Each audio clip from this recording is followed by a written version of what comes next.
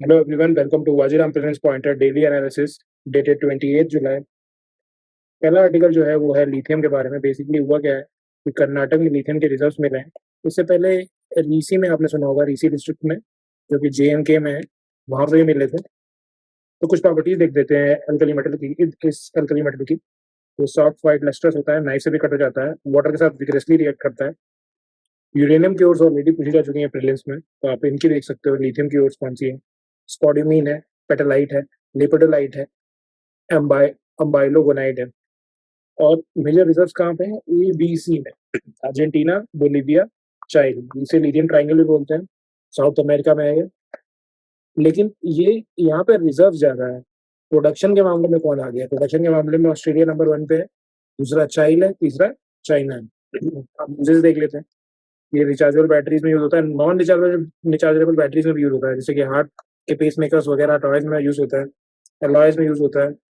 और ये air conditioning में भी यूज होता है, इंडस्ट्रियल ड्राइंग एजेंट भी यूज होता है, स्टोरिंग हाइड्रोजन लिथियम हाइड्राइड के फॉर्म में से हाइड्रोजन स्टोर करने के फॉर्म में यूज होता है, लिथियम कार्बोनेट के फॉर्म में डिप्रेशन ट्रीट करने के लिए। नेक्स्ट देखते हैं इंडेक्सेशन। वैसे तो मैं ऑलरेडी इंडियन एक्सप्रेस में एक्सप्लेन कर चुका हूँ एक्सप्लेन वाले सेक्शन में 28 जुलाई के, बट यहाँ पर भी थोड़ा ब्रॉडली बता देता हूँ।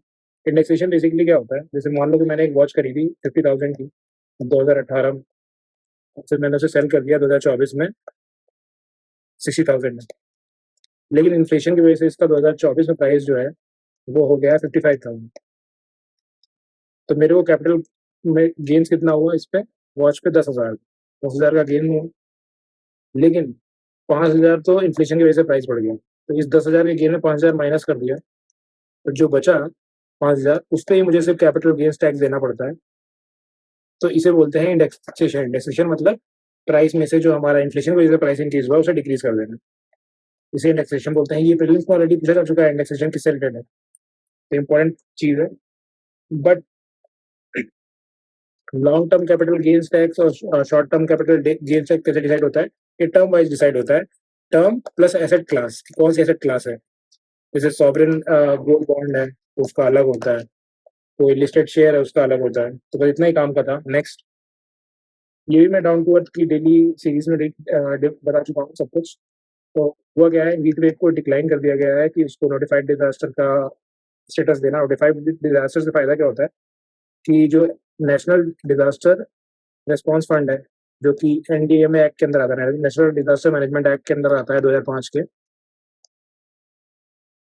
उसके लिए एलिजिबल हो जाता है अगर वो नोटिफाइड डिजास्टर हो जाता है। तो कोल्ड, ये चीज याद रखना, कोल्ड वेव जो है वो है एक नोटिफाइड डिजास्टर। उसके अलावा क्या है? फ्रॉस्ट भी है, पेस्ट अटैक भी है, क्लाउड बर्स्ट है, एवलांच है, लैंडस्लाइड है, hailstorm, tsunami, flood, fire, earthquake, drought, cyclone. Fire याद रखने वाली चीज है, क्लाउड बर्स्ट याद रखने वाली चीज है, फ्रॉस्ट याद रखने वाली चीज है। ऐसे 12 डिजास्टर है जिनको नोटिफाई कर देगा। ये मैन मेड भी हो सकते हैं, नेचुरल भी हो सकते हैं। बेसिकली फंड्स के लिए एलिजिबल हो जाता है, ये चीज है। तो एनडीएमए एक्ट के अंदर एक अथॉरिटी भी आती है, नेशनल डिजास्टर मैनेजमेंट अथॉरिटी आती है। उसका हेड कौन होते हैं? उसके हेड होते हैं प्राइम मिनिस्टर हमारे। और ये नोटिफाइड लिस्ट की डिजास्टर की लिस्ट कौन मेंटेन करता है? ये करता है ministry of home affairs. Next, के अंदर एक अथॉरिटी भी आती है, नेशनल डिजास्टर मैनेजमेंट अथॉरिटी आती है। उसका हेड कौन होते हैं? उसके हेड होते हैं प्राइम मिनिस्टर हमारे। और ये नोटिफाइड लिस्ट की डिजास्टर की लिस्ट कौन मेंटेन करता है? ये करता है ministry of home affairs. Next, अब इंटीग्रेटेड डिजीज सर्विलेंस प्रोग्राम क्या है? ये बेसिकली 2004 में प्रोग्राम लॉन्च हुआ ministry of health and family welfare और वर्ल्ड बैंक के असिस्टेंस से। ये बेसिकली एक स्टेट बेस्ड सर्विलेंस प्रोग्राम है। स्टेट बेस्ड का मतलब हर स्टेट में लेबोरेटरीज वगैरह होती हैं, तो वो डेटा कलेक्ट करते हैं कि कौन सी ऐसी डिजीजेज हैं जो कि केपेबल हैं of spreading and becoming epidemic in the future. बस इतना ही काम का है। मैं ये याद रख लो और ये वर्ल्ड बैंक याद रख लो, बस इससे ज्यादा कुछ काम का नहीं है। नेक्स्ट देखते हैं, असम राइफल्स के बारे में एक आर्टिकल दे रखा है। बेसिकली मनी, यहाँ दो तीन चीजें हैं। एक मैतेई कम्युनिटी याद रखना है कि ये कहाँ की है, ये मणिपुर की है। यहाँ पे कन्फ्लिक्ट भी चल रहा था, तो असम राइफल्स के रिलेशन दे रखा है यहाँ पे। तो असम राइफल डुअल कंट्रोल के अंदर आती है। ये डुअल कंट्रोल के अंदर इसका एडमिनिस्ट्रेटिव कंट्रोल एक तो मिनिस्ट्री ऑफ होम अफेयर्स के पास है, और ऑपरेशनल कंट्रोल इंडियन आर्मी के पास है, जो कि आती है मिनिस्ट्री ऑफ डिफेंस के अंदर। और ये one of the 6 CPF forces में से एक है। और ये बनी कैसे थी? ये 1835 में काचर लेवी नाम की मिलिशिया मिलिशिया मतलब कि इनफॉर्मल मिलिट्री के टाइप पे बनी थी ये 1835 में। लेटर इसका नाम असम राइफल्स हो गया।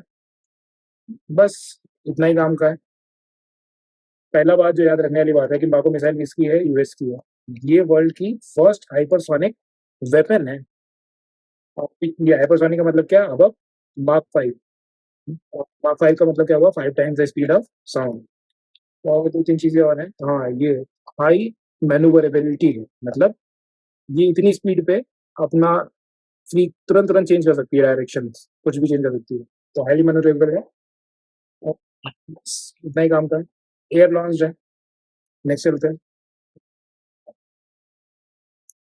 और मेट्रो डाम के बारे में तो देखना नहीं था वैसे, लेकिन देख लेते हैं फिर भी कि कहाँ पे लोकेटेड है। तमिलनाडु में लोकेटेड है। रिवर कौन सी है, कावेरी रिवर है। बस इतना ही काम का है। स्टैनले रिजर्वायर है। नेक्स्ट चलते हैं। इसके साथ कावेरी रिवर का देख लेते हैं एक बार। कावेरी रिवर ओरिजिन कहाँ पे होती है, ओरिजिन होती है ये कर्नाटक में। कौन सी हिल्स है, ब्रह्मागिरी हिल्स, जो कि वेस्टर्न घाट में लाई करती हैं। फिर फ्लो कहाँ करती है, फिर तमिलनाडु में फ्लो करती है। इसका कैचमेंट जो है वो केरला में भी है। इसका कैचमेंट जो है वो आंध्र प्रदेश में भी है। Total length 800 metre. Tributaries important है, हरंगी, हिमावती, शिमशा, अर्कावती, लक्ष्मण तीर्था, कबिनी, सुवर्णवती, भवानी, नोइल। ये सब इंपॉर्टेंट है, ये सबसे इंपॉर्टेंट होता है। बंसुरा सागर डैम और कृष्ण राज सागर डैम और मेडा डैम। मेडा डैम की बात ही चल रही थी। कृष्ण राज सागर और बंसुरा डैम। नेक्स्ट पे ये है फालतू आर्टिकल, बेसिकली एक ई उपहार पोर्टल है, किस लिए है कि जैसे फॉर्मर हमारे प्रेसिडेंट वगैरह थे, उनका जो पोजिशन थे उनको अब क्या करेंगे, जो प्रेसिडेंट का सेक्रेटेरिएट है वो उसको ऑप्शन वगैरह करेगा। उससे जो पैसे आएंगे वो हेल्प, बच्चों को हेल्प करने में काम जाएंगे। दो इंपॉर्टेंट बात है। 46 सेशन है वर्ल्ड हेरिटेज साइट का, यूनेस्को की। उसका साइट कहाँ पे हो रहा है, न्यू दिल्ली में हो रहा है। और यहाँ पे जो टेल एमर करके जो साइट है, जो कि वेस्ट बैंक में है। वेस्ट बैंक कहाँ पे है, इसराइल में। इसराइल में जहाँ पे राफा क्रॉसिंग भी है, वहाँ वहाँ पे ये साइट लोकेटेड है। और इसको बोलते हैं monastery of Saint Hilarion. Saint Hilarion थे 4th सेंचुरी के, वो बेसिकली इससे एसोसिएटेड है। बस इतना ही काम का है। और ये ऑलरेडी मैं इंडियन एक्सप्रेस में एक्सप्लेन कर चुका हूँ, तो आप इंडियन एक्सप्रेस जरूर देखा।